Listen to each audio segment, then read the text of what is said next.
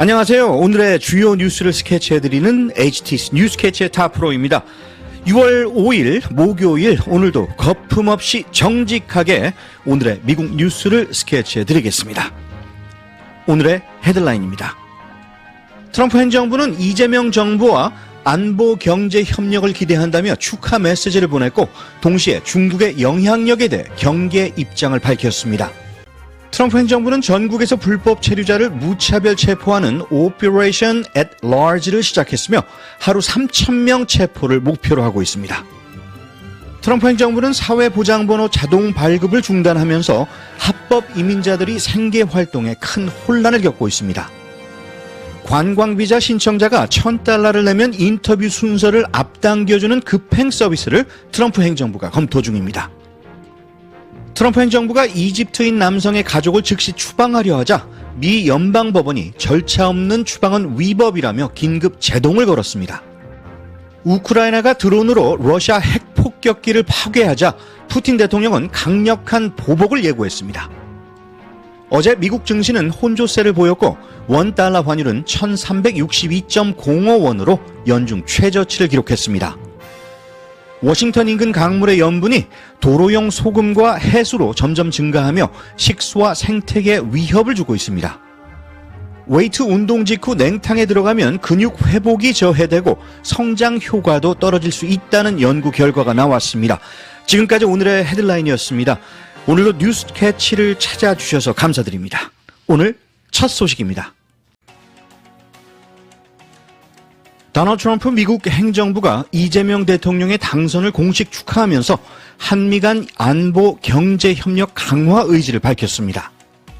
하지만 그 이면엔 중국을 향한 강한 경고 메시지도 담겼습니다. 이아람 리포터가 보도합니다. 네, 트럼프 행정부는 3일 이재명 대통령의 당선을 축하하는 공식 성명을 발표했습니다. 국무부 장관이자 백악관 국가안보보좌관인 마코 루비오는 성명에서 한국과 미국이 상호방위조약과 공동의 민주주의 가치, 깊은 경제관계를 바탕으로 굳건한 동맹을 유지하고 있다고 강조했습니다. 또한 새로운 안보 경제 환경에 대응해 동맹을 현대화하고 있다며 한미일 3자 협력도 더욱 심화할 것이라고 덧붙였습니다. 이런 축하 메시지와 함께 백악관이 중국에 대한 비판도 동시에 언급했죠? 그렇습니다. 백악관은 같은 날 연합뉴스의 서면 질의에 대한 답변을 통해 한국은 자유롭고 공정한 선거를 치렀다고 평가하면서도 전 세계 민주주의 국가들에 대한 중국의 개입과 영향력 행사를 강하게 우려하고 반대한다고 밝혔습니다. 공식 축하 메시지에 중국 견제 발언이 포함된 것은 매우 이례적인 일로 미국이 이재명 정부에도 중국과의 전략적 거리두기를 요구하고 있다는 분석이 제기됩니다. 사실 트럼프 행정부는 이전부터 안보는 미국, 경제는 중국식의 태도를 경계해왔던 흐름이 있었죠. 맞습니다. 트럼프 행정부는 동맹국들이 중국과의 경제 협력을 유지하면서 동시에 미국과의 안보 동맹을 지속하려는 이른바 안미경중 노선에 대해 지속적으로 경고해왔습니다. 특히 피트 헤그세스 국방장관은 지난달 아시아 안보회의에서 중국이 그런 상황을 지렛대로 활용하며 미국의 국방 결정 공간을 압박할 수 있다고 발언했습니다. 그는 중국에 대한 경제 의존은 오히려 그들의 해로운 영향력을 강화시킬 수 있다고 지적했습니다. 이에 대해 중국도 곧바로 반발했습니다. 린젠 중국 외교부 대변인은 브리핑을 통해 중국은 일관되게 내정 불간섭 원칙을 지켜왔다며 미국이 중국을 억측하고 중한 관계를 도발하지 말라고 경고했습니다. HTC 뉴스캐치 이아람이었습니다. 트럼프 행정부가 Operation at Large라는 이름으로 미국 전역에서 불법 체류자 무차별 체포 작전을 시작했습니다. ICE와 FBI, HSI까지 총 5,000명이 넘는 요원이 동원되어 식당, 농장, 법원 등 전국을 급습하고 있으며 하루 체포자 수는 1,600명으로 2배 이상 급증했습니다. 백악관은 매일 3,000명 체포를 목표로 실적이 낮은 간부를 문책하겠다고 경고했습니다. 특히 최근엔 방탄복 요원이 연막탄까지 터뜨리며 단속을 벌이는 등 현장의 긴장감도 높아지고 있습니다. 트럼프 행정부가 4월 15일부터 사회보장번호 자동 발급을 전격 중단하면서 합법 이민자와 체류자 수백만 명이 취업과 운전면허 발급, 은행 계좌 개설 등에서 큰 혼란을 겪고 있습니다. 기존엔 워크퍼밋 승인 후 2주 내 자동으로 발급되던 소셜 번호를 이제는 직접 사회보장국에 예약 방문해 신청해야 하는데 공지도 없이 시행돼 피해가 속출하고 있습니다. 트럼프 행정부가 관광 등 비이민 비자 신청자에게 $1,000를 내면 인터뷰 순서를 앞당겨주는 급행 서비스 도입을 검토 중입니다. 현재 비이민 비자 신청자는 $185를 내고 있으며 새 제도는 이르면 12월부터 시범 운영될 예정입니다. 하지만 대법원 판례상 실제 서비스 비용을 넘는 수수료는 위법 소지가 있어 법무팀과 예산관리국의 반대 가능성도 큽니다.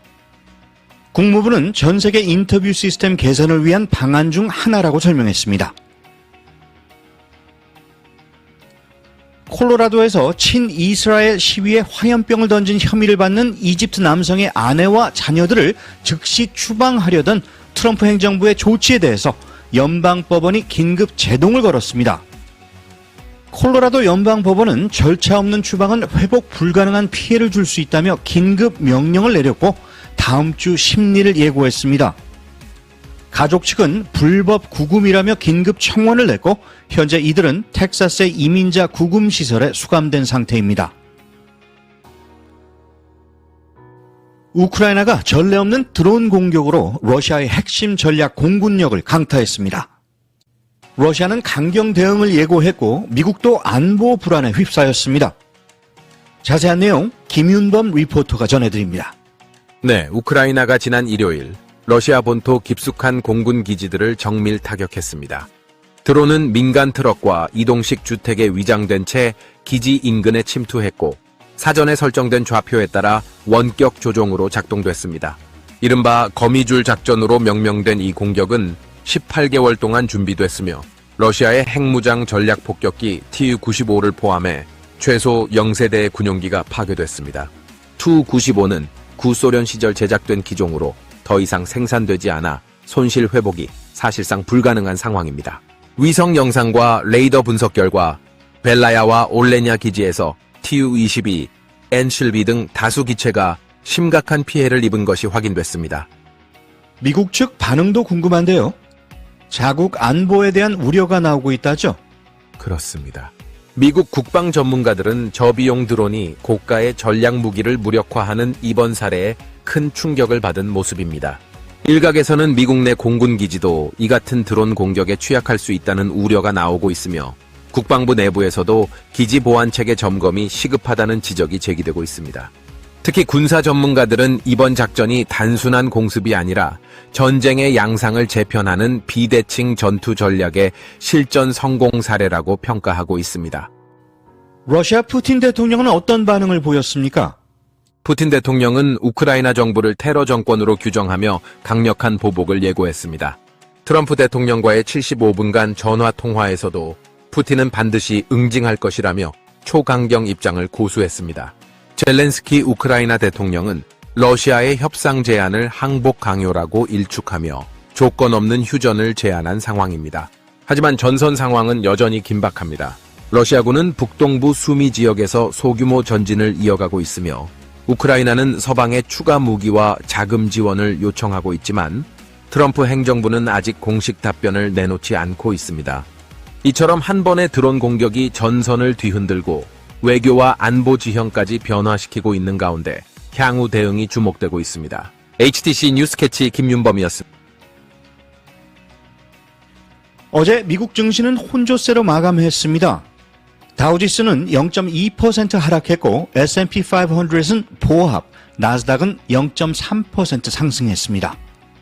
민간 고용과 서비스업 지표가 부진하게 나오며 연준의 금리 인하 기대가 커졌고 이에 따라 국채 수익률도 하락했습니다. 같은 날 원달러 환율은 1362.05원으로 마감하며 연중 최저치를 기록했습니다. 이는 미국 경제지표 부진에 따른 달러 약세와 금리 인하 기대가 반영된 결과로 분석됩니다.